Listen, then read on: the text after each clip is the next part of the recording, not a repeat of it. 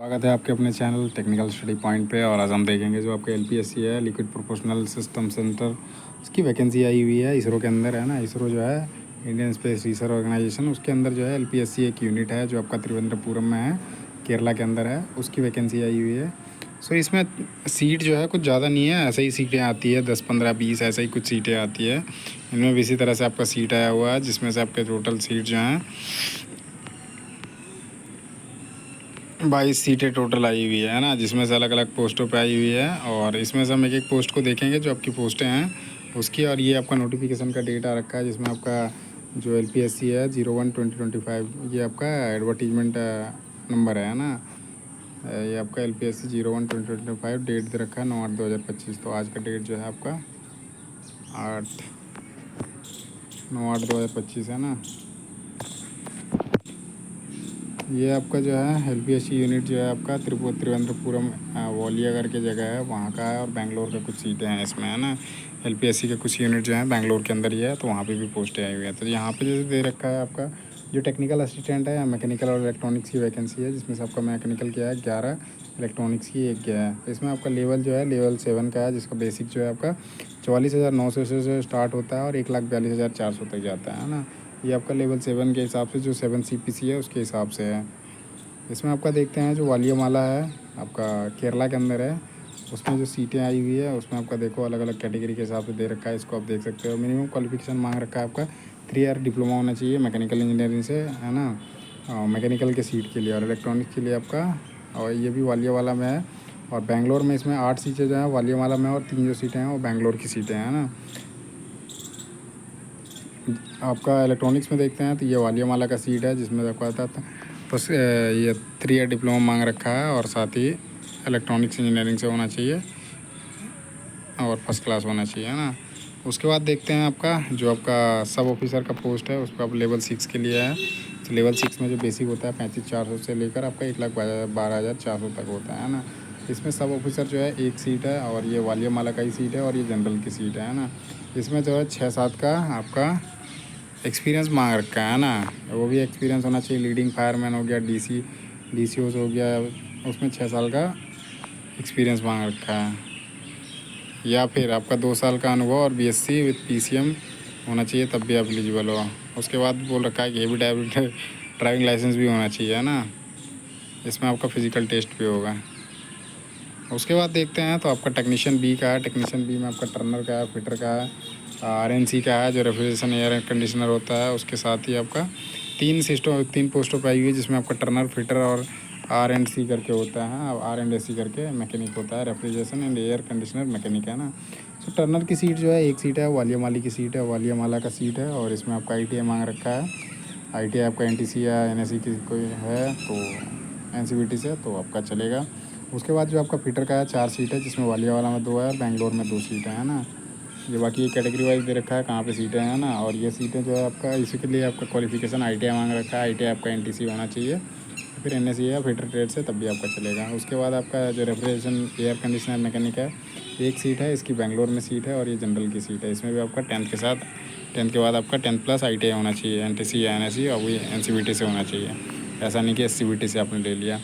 उसके बाद का देखते हैं ये आपका हेवी व्हीकल ड्राइवर जो है, ड्राइवर की वैकेंसी इसकी लेवल 2 की है। लेवल 2 की पे मेट्रिक जो है 19,900 से लेकर 63,200 तक है ना। इसके लिए है भारी वाहन चालक जो है, उसकी वैकेंसी है। 2 सीटें हैं, जिसमें वालियामाला का सीट है, और वालियामाला ये आपका केरला में पड़ता है ना। इसमें 2 सीटें हैं, तो एक SC की है, एक EWS की है। इसके लिए आपको मांग रखा है 10th आपका पास होना चाहिए, कम से कम 10th होना चाहिए, और 5 वर्षों का अनुभव। और भारी वाहन में बोल रहा है 3 साल का कम से कम होना चाहिए, 5 साल का अनुभव मांग रखा है, और 3 साल का कम से कम जो है हेवी व्हीकल ड्राइवर होना चाहिए, है ना। और लाइट मोटर व्हीकल का भी आपका होना ही चाहिए। बैलेंस में पूछ रखा है 3 साल का, बाकी 5 साल का एक्सपीरियंस मांग रखा है। हेवी ड्राइविंग लाइसेंस होना ही चाहिए, है ना। उसके बाद का आपका ये आपका लाइट व्हीकल ड्राइवर, मतलब लाइट मोटर व्हीकल ड्राइवर होता है, उसके लिए मांग रखा है। तो उसके लिए जो है 2 सीटें हैं इसमें आपका। ये वालियामाला किसी की, वालियामाला जो है आपका केरला में, उसी की सीट है। 2 में से एक आपका जनरल की है, एक OBC की है। इसके लिए आपका 10th पास मांग रखा है, और आपका 3 साल का एक्सपीरियंस मांग रखा है ड्राइविंग का, और साथ ही आपका लाइट मोटर व्हीकल आपका ड्राइविंग लाइसेंस होना ही चाहिए, है ना। सो बाकी एब्रीविएशन दे रखा है। UR का मतलब क्या होता है, अनरिजर्व होता है। OBC का दे रखा है ST SC OA बेंचमार्क जो होता है, PWBD उसका सारा कुछ ये सारी चीज़ें देख सकते हैं। जनरल इन्फॉर्मेशन इंस्ट्रक्शन दे रखा है, कंडीशन और इंस्ट्रक्शन। तो ये आपका this post are temporary but likely to continue indefinitely, है ना। तो ये अभी इनिशियली क्या होता है ना, आपका टेम्प्रेरी होता है, बाद में ये कंटिन्यूसली ऐसा लिख रखा है but likely to be continue indefinitely, मतलब आपका सर्विस जो है 60 ईयर तक का ये सर्विस है ना। बीच में आप जैसे चाहते हो उसकी मैक्सिमम एज जो होता है आपका इसरो के अंदर 35 साल होता है। तो आपको 35 साल मैक्सिमम एज है जनरल के लिए। फिर बाद में आपका जो आपका कैटेगरी के हिसाब से छूट मिलना है वो आपको मिल जाएगा। ST/SC में हो तो 5 साल का, OBC में हो तो 3 साल का। आप यदि PWD कैंडिडेट हो, जनरल कैंडिडेट हो तो 10 साल का। फिर आपका कैटेगरी के हिसाब से अलग से उसमें मिलेगा। इसमें आपका दे रखा है जो पद नाम है उसमें से आपका कौन कौन जो है इसमें एलिजिबल होगा।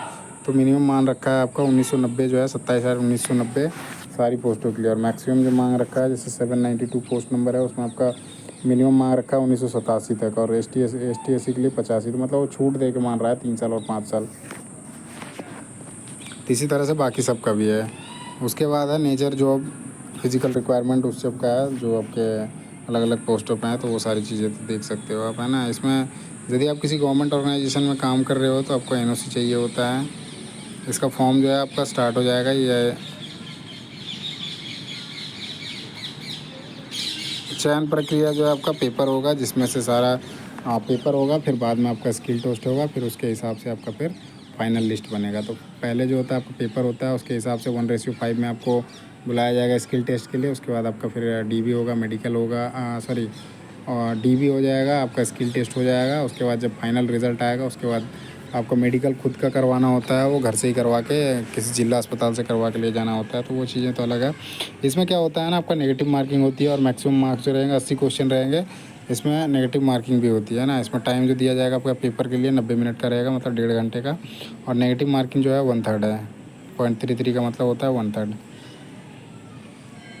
स्किल टेस्ट जो है उसमें आपको 1:5 का, जैसे मैंने बता दिया, एक सीट पे 5 लोगों को बुलाया जाएगा।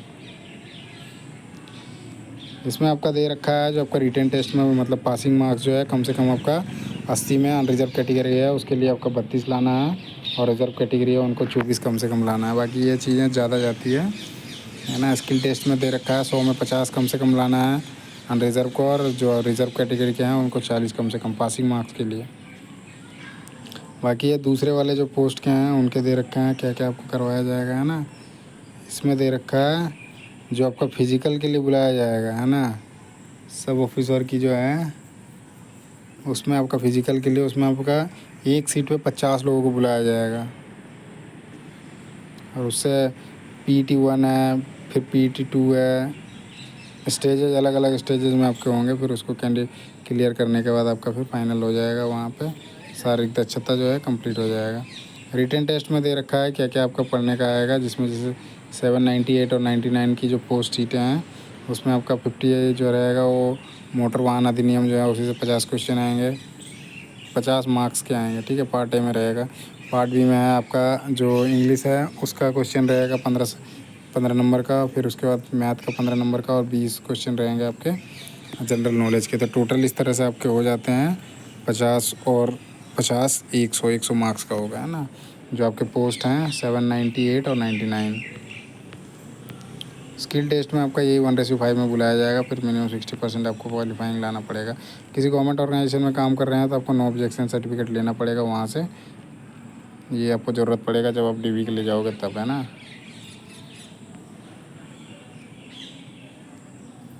आवेदन कैसे करना है, तो आवेदन का जो ऑनलाइन पोर्टल में आपका 12/8 से आपका ऑनलाइन स्टार्ट हो जाएगा, है ना। 12 तारीख आज हो गया, 8 तारीख आपका। तो 12/8/2025 से स्टार्ट हो जाएगा 2 बजे से दोपहर के, से 26/8/2025 तक, मतलब आपका 15 दिन के आसपास का। 12 और 14 26 15 दिन का समय है। इस दौरान ही आपको भरना है। दोपहर के 2 बजे तक ही रहेगा ऑनलाइन पोर्टल खुला, तब तक आप फॉर्म भर सकते हो। फ़ोटोग्राफ आपका साफ दिखना चाहिए चेहरा, है ना। और जो बैकग्राउंड है आपका हल्का बैकग्राउंड जो है वाइट या फिर कोई भी लाइट कलर में होना चाहिए। ऐसा नहीं कि कुछ भी डाल रहे हो आप। आंखें आपको स्पष्ट दिखनी चाहिए। सेंध की चश्मे नहीं होनी चाहिए, चश्मे सेंध की नहीं होनी चाहिए, उसके बारे में पूछ रहा है। अधिकतम फाइल साइज़ जो है आपका 40 KB निर्धारित हो गया है। JPG फॉर्मेट में होना चाहिए, JPG या फिर JPG फॉर्मेट में। फ़ोटो के पिक्सल की चौड़ाई जो रखा है इसमें आपका, ये सारी चीज़ें तो देख सकते हो आप, उसमें आ जाएगा। आवेदन जो है आपका, आवेदन शुल्क जो है 750 रुपये आपका जो भी पोस्टें हैं 792, 93, 94 तीनों पोस्टों के लिए, 3 पोस्टों के लिए 750 रुपीज़ है। और जो कैटेगरी हैं या फिर महिला हैं उनके लिए कोई भी फ़ी नहीं लगेगा, है ना। या PWD या एक्स सर्विसमैन, उनके लिए किसी भी प्रकार का कोई नहीं है। अन्य अभ्यर्थियों का आवेदन शुल्क जो है 250 रुपये रख कर 500 रुपये वापस कर दिया जाएगा। मतलब यदि आप पेपर दे देते हो तो 500 रुपये रिटर्न हो जाएगा, 250 रुपये आपका फाइनली चार्ज लग जाएगा, है ना। उसके बाद जैसे 94 और 95, 96 वाले हैं, इनके लिए 500 रुपये लगेगा। और ये 500 में से है 400 रुपये आपका वापस हो जाएगा जब आप एग्ज़ाम दे देते हो उसके बाद, है ना। इसमें भी आपका जो ST SC कैंडिडेट हो गए, फीमेल हो गया या फिर एक्स सर्विसमैन है, उनके लिए कोई पैसा नहीं लगेगा। शुल्क वापसी के संबंध में ये दे रखा है, तो आपको एग्ज़ाम देना बैठना होगा, उसके बाद ही आपका रहेगा। बाकी बैंक अकाउंट वगैरह सारा आपको डलवा लिया जाएगा जब आप फॉर्म भरोगे तब, है ना।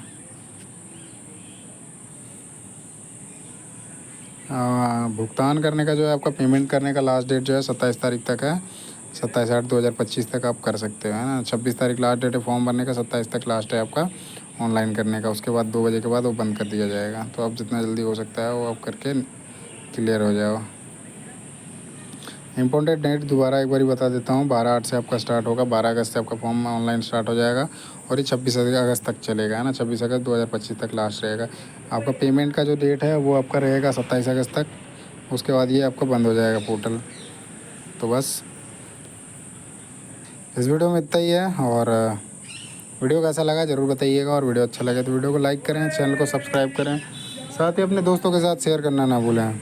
धन्यवाद। जय हिंद।